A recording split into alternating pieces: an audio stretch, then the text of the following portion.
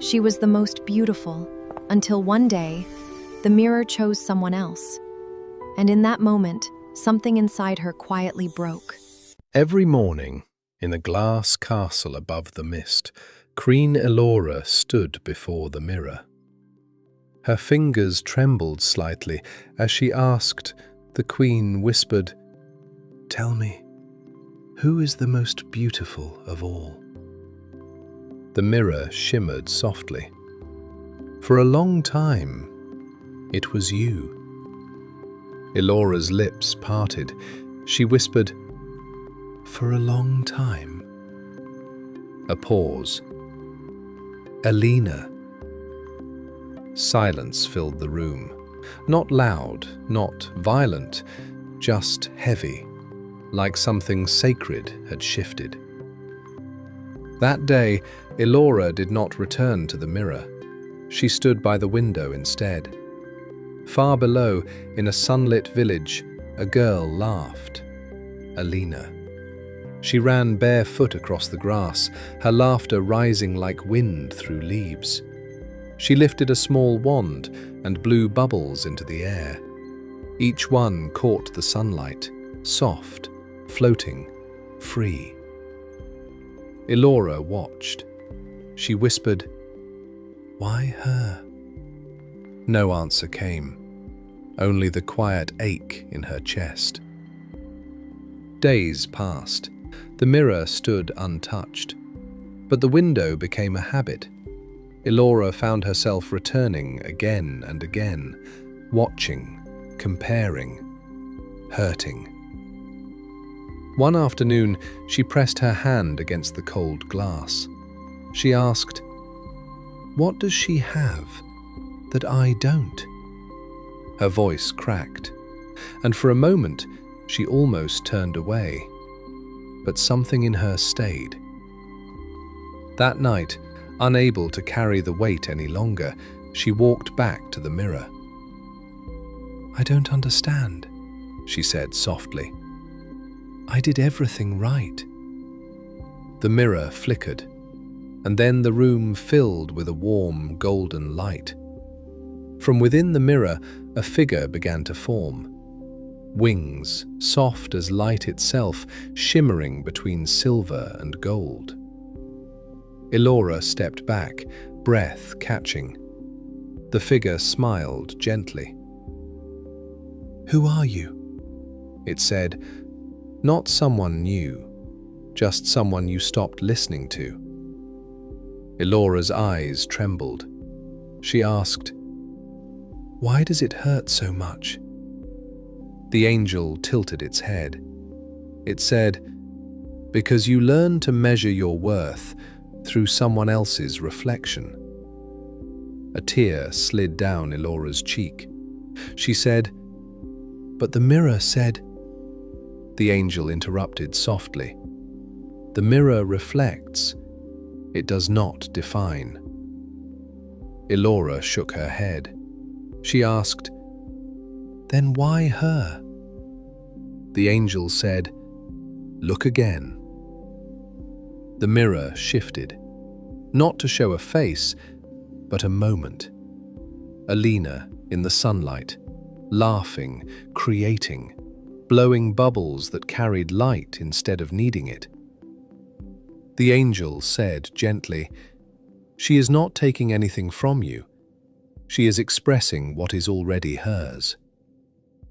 Elora's breathing slowed.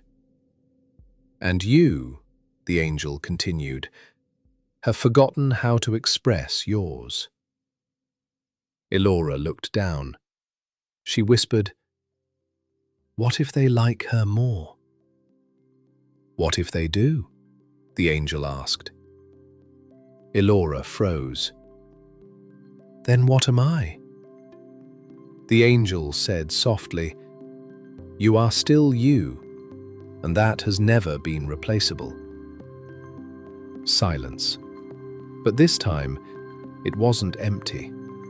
It was settling, landing, becoming something she could hold. The next morning, Elora stood before the mirror again, but her voice was different now. quieter, steadier.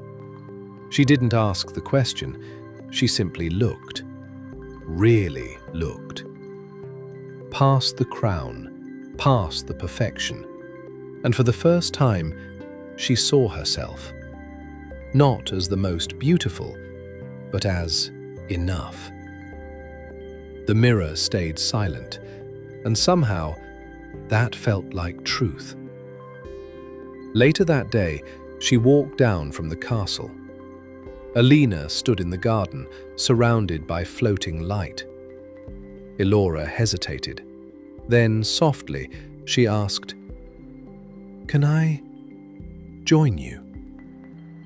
Alina turned, smiling. She said, "Of course." They played. No titles, no comparisons, just movement, just laughter, just being. After a while, Alina opened a small wooden box.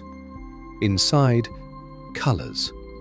Blue like the ocean, gold like autumn leaves, and pink, soft and warm like the petals of a blooming rose. Alina said, "Let's make something, together." As bubbles rose into the air, Elora gently released color into the wind. The bubbles touched it and burst into clouds of light, color blending into color without losing itself. Elora watched closely, then smiled.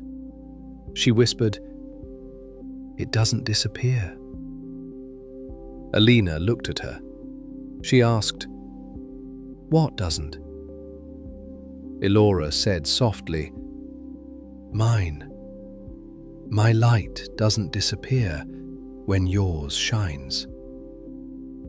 Alina grinned. She said, "It grows."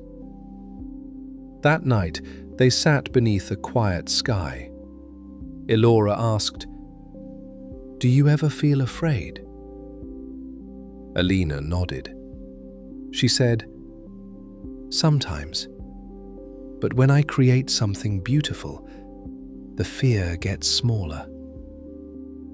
Elora exhaled slowly. "I think I'm starting to understand."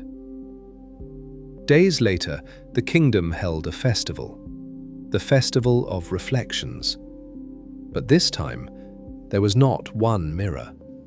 There were hundreds, hanging from trees, floating in light, held in hands. Every person who looked inside did not see comparison. They saw themselves, not faces, but truth, glow, growth, color, meaning. When Elora looked, she did not search, she did not compare, she did not ask, she just saw. Her courage, her growth, her friendship, and she smiled. But something still returned, very quietly. She thought, what if they like her more again? This time she didn't fight it. She didn't run. She didn't hide. She simply stood in the middle of the festival and said, "Then let them, and I will still shine." And in that moment, something changed in the entire castle. Not the mirrors, not the world. Her perception.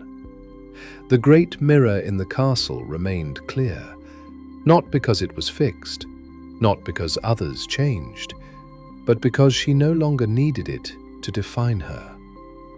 And in that glass castle above the mist, beauty was no longer a question. It was no longer a contest. It was simply everywhere. And there was more than enough of it for everyone.